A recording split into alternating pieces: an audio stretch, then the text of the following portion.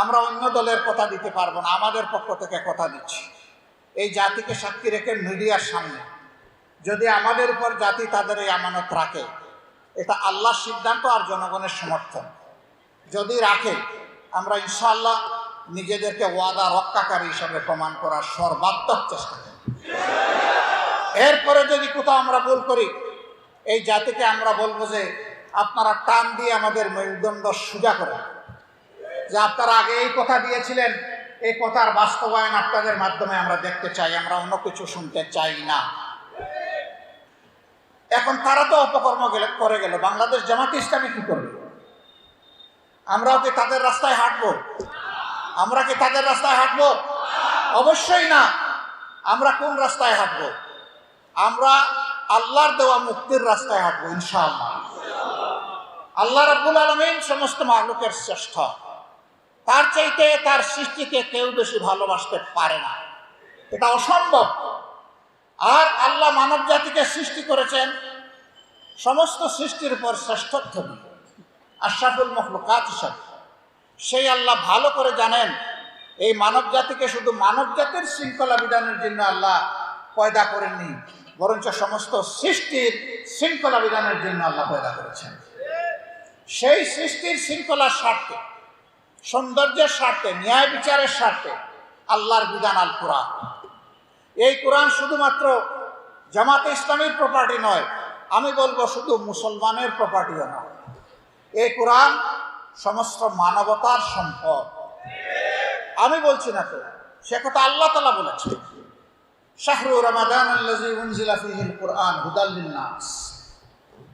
রমজান মাসে আল্লাহ কোরআন নাজিল করে ঘোষণা দিচ্ছেন, এই মাসে আমি কোরআন নাজিল করেছি মানব জাতির হেদায়েতের জন্য। নাস, তিনি হুদাল লিল মুমিনিন বলেন নাই, মুত্তাকিন বলেন নাই, মুসলিমিন বলেন নাই। তবে হ্যাঁ, এই বিশাল নিয়ামতের ভান্ডার থেকে নিয়ামত পাওয়ার জন্য আল্লাহ তাআলা একটা শর্ত আরোপ করে দিয়েছেন, আলিফ লাম মিম যালিকাল কিতাবু লা রাইবা ফীহি হুদাল লিল মুত্তাকিন। এই নিয়ামতের ভান্ডার থেকে তারাই উপকৃত হবে যারা সত্যিকার অর্থে আল্লাহকে ভয় করে। আর আল্লাহকে যারা ভয় করে, দুনিয়ার কাউকেই তারা পরোয়া করে না। তার মা বাপকেও ভয় করে না, তার শিক্ষককেও ভয় করে না, তার শাসককেও ভয় করে না, দুনিয়ার কোনো ব্যক্তি এবং শক্তিকে ভয় করে না। বলবেন তাহলে কি সবাইকে তারা অশ্রদ্ধা করবে? প্রশ্নই উঠে না।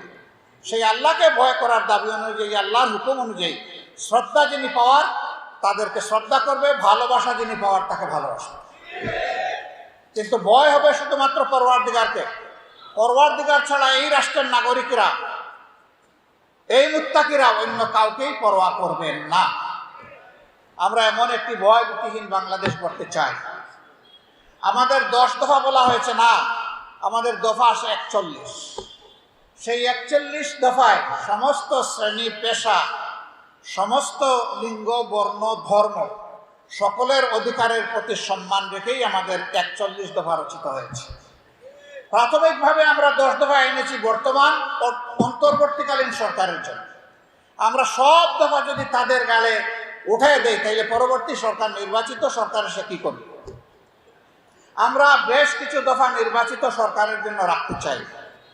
আল্লাহর ইচ্ছায় যদি সেই সরকারটা আমরা হই অথবা অন্য কেউ হই, যে হোক, আমরা তাদেরকে পরীক্ষা করে দেখতে চাই।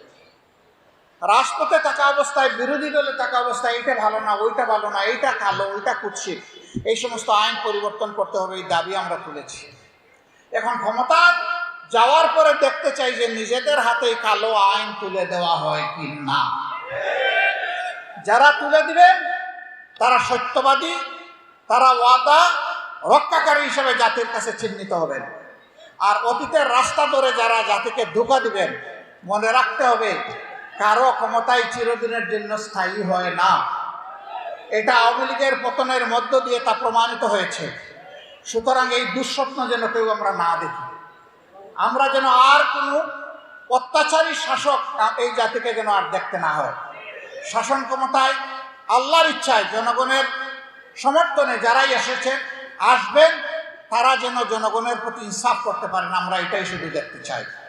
আমরা অন্য দলের কথা দিতে পারবো না, আমাদের পক্ষ থেকে কথা দিচ্ছি। এই জাতিকে সাক্ষী রেখে মিডিয়ার সামনে যদি আমাদের উপর জাতি তাদের এই আমানত রাখে, এটা আল্লাহর সিদ্ধান্ত আর জনগণের সমর্থন।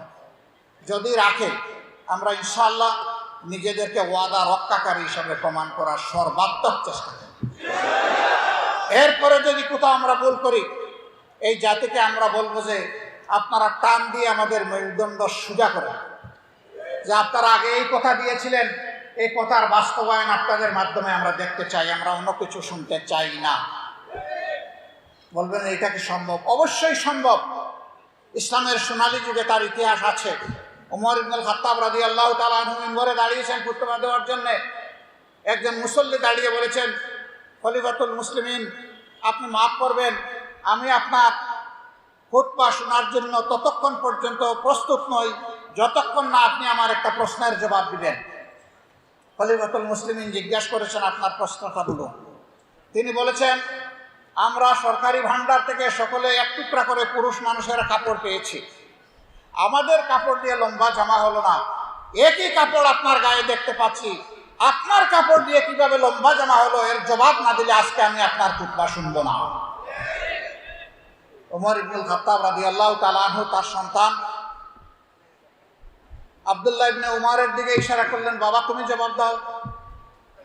তিনি দাঁড়িয়ে বললেন, মুসল্লিয়ানে কেরাম, হে রাসূলের সাহাবীরা, আপনারা যেমন সবাই এক টুকরা করে পেয়েছেন, বাবা পেয়েছেন এক টুকরা, সন্তানও পেয়েছে এক টুকরা। কাপড় কাটার সময় নিষেধ করে বলেছি 2 টুকরা মাঝখানে কাটবেন না, রেখে দেন। আমাদের দুইজনের বাবার হাতে তুলে দেন। বাবার হাতে তুলে দেওয়া হয়েছে। বাবা আমাকে জিজ্ঞেস করেছেন, এখন কি করব, এখন কি কাটবো? আমি বলছি না, আপনি খলিফাতুল মুসলিমিন, আপনার কাছে বিভিন্ন দেশ থেকে প্রতিনিধিরা আসে, প্রতিনিধি দল আসে, এই রাজ্যের ইজ্জতের স্বার্থে আমারটা আপনার জন্য আমি ত্যাগ করলাম।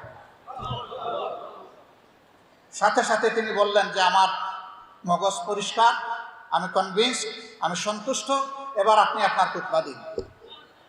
ইসলামী রাষ্ট্র এমনই হবে ইনশাআল্লাহ, সেই রাষ্ট্রটাই আমরা চাচ্ছি।